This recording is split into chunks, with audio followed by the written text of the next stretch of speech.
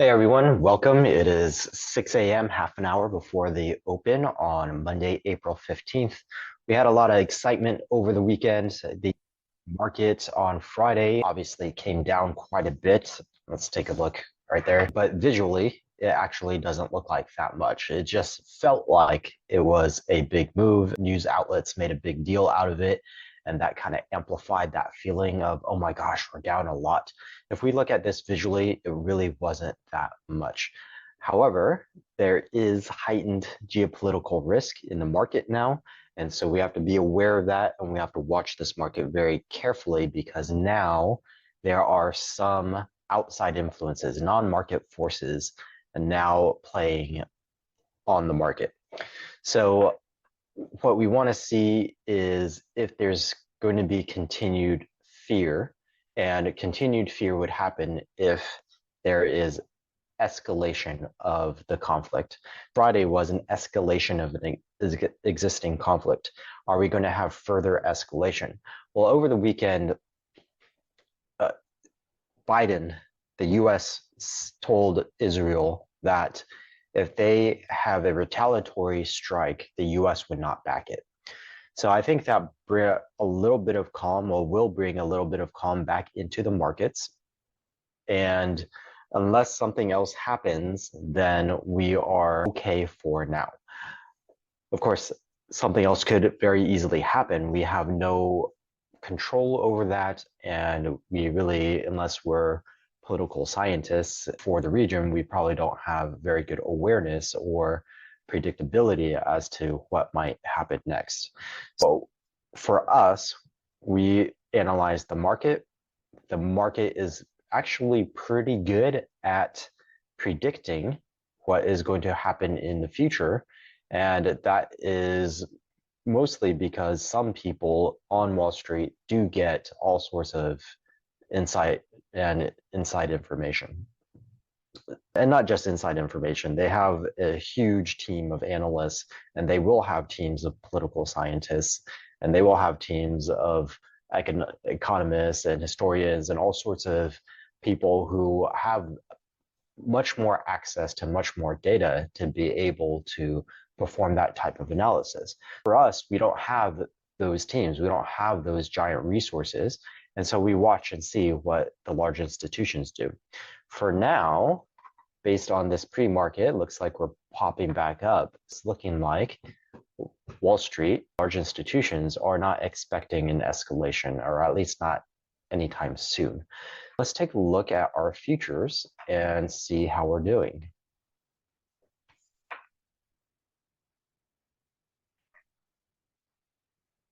And we are up. We are up quite significantly. The S&P looking at just about 80 basis points. The Dow Jones also roughly 80 basis points, and the NASDAQ a little bit over 80 basis points. So this is significantly up. What that means is that it's going to be difficult for us to have a down day today, which is good news for the major indices. It's what that means for us in the S&P is that we're going to open up right here, and it's going to be extremely unlikely that we're going to close down here, which also means that it is pretty unlikely that we're going to challenge that MA50 or break below it. That's really good news. That means we came down, we touched the MA50, and it looks like we're going to bounce right off of that MA50. What we went over in the weekly market review was that if there were no geopolitical things going on right now, this would just simply be a chop sideways inside of this rectangle, and we would bounce upwards. It's looking like we might get that even though there is the geopolitical situation going on. So that means for now, the markets are safe in the short term. But given that there are increased risks in the market, I'm not going to have a big sigh of relief just because of that. We still want to be vigilant. We still want to look at things and examine things very, very carefully. But at the initial look, at least for today, it is looking okay. The futures are telling us that, hey, we're probably going to have a decent day. We're going to have some pretty good things happen today. However, after a big scare, there might be initial relief. And so actually, I would be a little bit more optimistic if we open down and trade up higher today. Today, we're going to open high, and there's a potential for us to trade lower. If we open high and trade higher, that's great. But if we open high and trade lower, that is not so great. Then we have to be on our toes even more and watch for signs of breakdown. So if there's initial relief, then that could be any institution that covers their hedges. That could be the reason for the relief, or it could be exuberance from retail traders. And then the institutions could go, nope, let's just take this market right back down. So we have to see which of those situations we're going to get. We don't know that. We can only watch it happen. That means my intraday levels are going to be very important. So the S&P 500, we're opening, it looks like we might open up here above the 515. What we want to see is bulls coming in and defending 512 or 508.50 if we reach those levels. I don't think we'll hit 508.50 because that was the low on Friday. And we already said that we are unlikely to come down and challenge where we closed or that low on Friday. Low on Friday was below the MA50, or the current MA50. So we shouldn't, it's unlikely that we'll go all the way down to 508.50. Maybe we'll come and match these lows or maybe this 510 level right here. But we want to see those levels defended. We don't want to see prices break through there. The worst thing that we could see is this go up to 517, 518, and then come crashing back down later in the day. What we want to see, excuse me, is maybe some chop and then some movement upwards, or we could come down to that 512, maybe some profit taking and or some extended fear of but given on the futures are opening, I wouldn't say there would be much likelihood of extended fear, but there could be a little bit of profit taking that takes us down to about 512. I don't feel like if it was profit taking, we'd go all the way down to 510, but we could come down to 512. That would be the more likely scenario in a gap up situation. Over 70% of the time, we move towards the previous open. And then from there, we don't have good statistics. So you have about 70% chance of us moving down towards the 512, maybe just to the VWAP if this market is strong, and then moving higher. And that's what we would want to see. That would give us a lot more comfort. But if we start moving higher immediately, then we would really want to watch 517, 518 very carefully and see if we bounce back down. But anytime we get near 512, we want to see those bulls come in and defend it and move the market back higher. Otherwise, the market is on a lot shakier ground than what we would have expected on Thursday. So those are going to be very important levels for us to watch. The other thing that is really interesting right now is the S&P did all right. It did okay. Came down, hit the MA50. Looks like we're bouncing. That's good. That is the normal situation without the geopolitical risk. The QQQ, it continued to chop sideways. It came and touched its MA50, but it's well within its rectangle right here, and it's defended its MA50 very well over the past week or so. So for it to come up, maybe creep towards the high of this box, it's actually looking like it's a little bit stronger than the S&P. If I look at the Dow Jones, however, it broke down. We were in this box, it went up, came back down into the box, and then Wednesday, Thursday, Friday, down. It looking like we're bouncing up back above that MA90 right here, but this is not looking good. This does not look good at all in the Dow Jones, and it'll be weird for us to say, hey, let's have all our tech stocks move up, but all our industrials are breaking down hard. If they were just chopping sideways or maybe very slowly moving down, then we could say, hey, maybe cash is rotating out of the industrials. But this is like an exodus. This is a sharp movement downwards. So we have to question why is there such a sharp divergence between the industrial stocks or the blue chip stocks and the growth stocks. And one of these, so this is a unsustainable situation. It is an unnatural situation. It's sort of like I don't know. It's like a backflow into a river. It can only happen for so long before the natural direction of the river continues.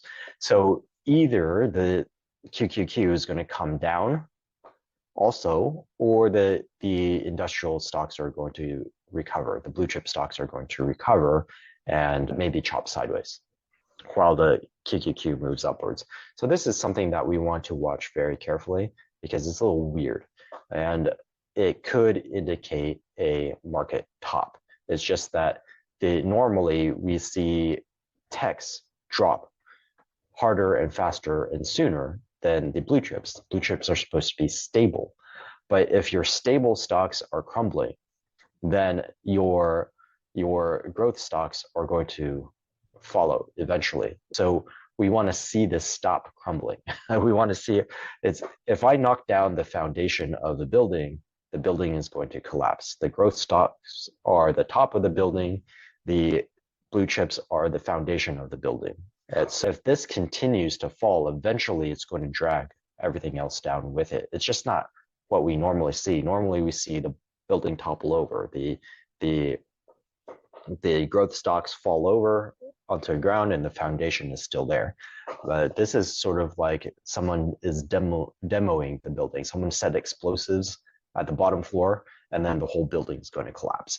So we want to watch that very carefully and see if that starts to drag down on the S&P and the QQQ, in which case we have a temporary market top, and we would expect the 5 to 10% pullback or correction. But that's an early sign that might happen.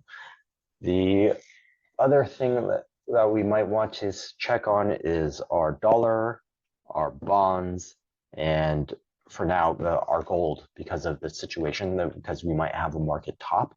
Gold can be a good indicator of that. So let's take a look at our dollar. Dollar had a sharp rise upwards, which was not great news for the market, but it's looking like it's having a weaker day today. So that could help stocks a little bit. If we look at our bonds are gapping down to the very bottom of this channel, which is not excellent. But if it can bounce off that channel, then it's okay for the stock market. As long as this channel holds and we don't break through it, then that'll be okay for the market. And now let's look at gold. Okay, gold had this huge run up. I'm just curious.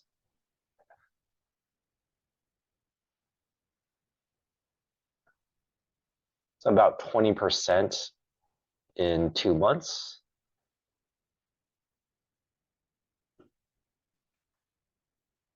Let's see other sharp movements. November to January.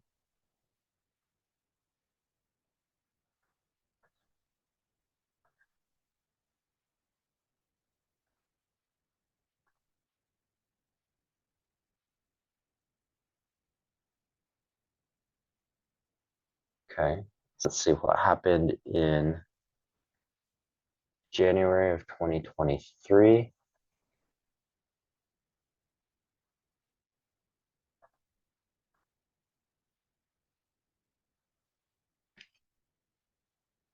That was a pretty sharp movement there. March of 2022.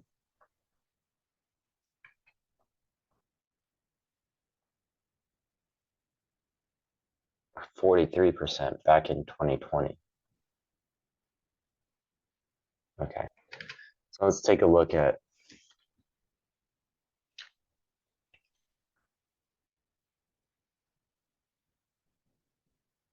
January 2023.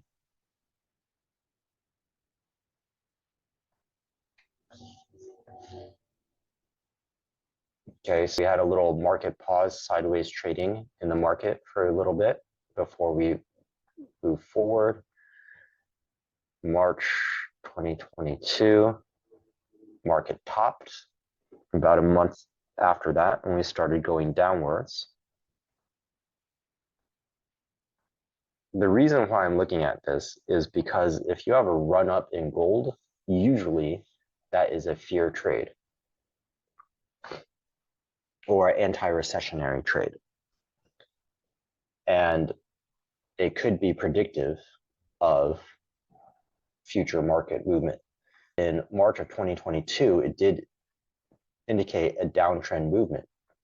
And in January of 2023, it looked like we might have gotten, see, a month after, we might have gotten a downtrend, a break of trend, but the market was resilient enough that it actually started an upward wave. Came close, and then what was that? August through the end of, okay, so here, this one is a little bit more telling. We went from August through the end of 2020, and then a couple months later, what happened was the COVID crash. So it does not give me great comfort in the medium term that gold has run up 20% in 2 months. Look at that. That's sharp movement. That's parabolic. That's more than parabolic, actually. That is really, really sharp movement upwards. So medium term, short term is looking like we're okay. The geopolitical news, the stuff that's happening in the Middle East has not ruined us or has not yet triggered, or I should not say it that way. That's backwards. The market has not yet sold off in coincidence with the geopolitical news that is coming up. Looks like we might be okay as long as we can defend that 512 level really well. The bulls defend that really well today. Then we're looking good in the short term. In the medium term, the gold stuff is not making us super comfortable. And let's take a look at momentum. 90-day lows, 167. Oops, 90-day highs, only 9.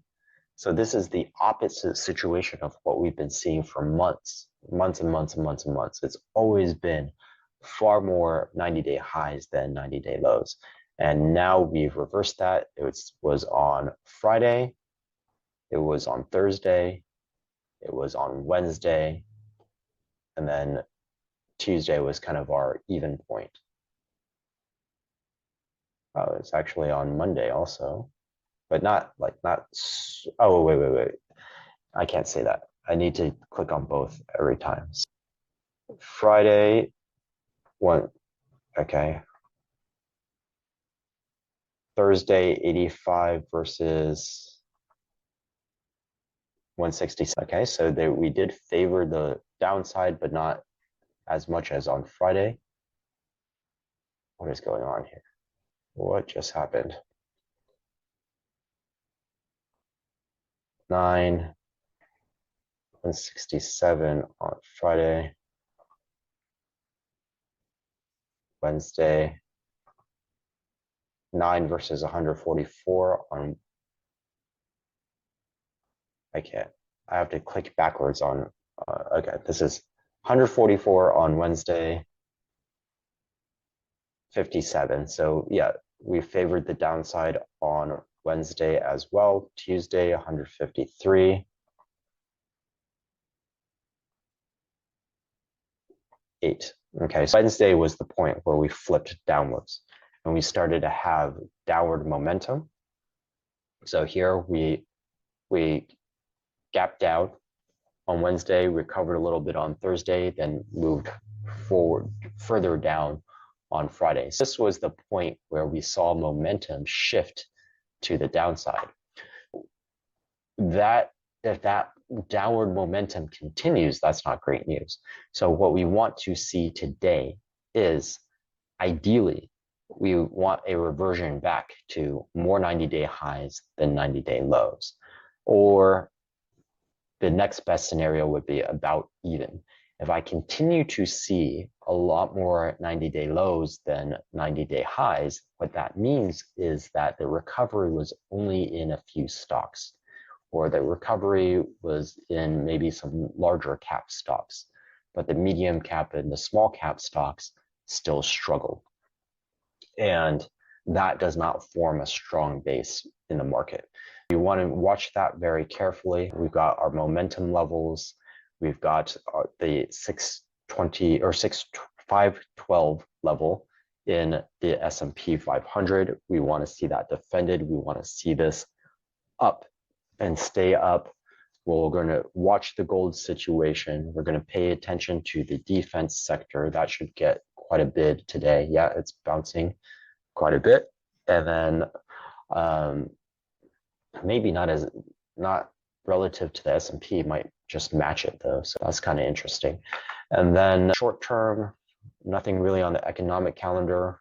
We looked at that last week. Retail sales, that'll be important today, but that already happened. Really nothing else going forward. So barring any further development in the Middle East or any other regions of conflict or a new conflict, then slowly attention will revert over back to natural market forces. And for this week, the natural market forces would be earnings. And we usually start out with heavily on the financial institutions. So we'll be paying attention to that also, but we do want to be aware of that geopolitical risk. So we might get a nice little recovery today. That might be a good time to either take profits or to take risk off the table. And then that also gives us an opportunity to tomorrow to maybe enter it into any hedges that we might want to go in at a more favorable place than if we had done it at the end of Friday or sometime today. Okay, so we're only a few minutes away from the market open, so I'll leave it there. Have a wonderful rest of your day, and I'll see you maybe the aftermarket.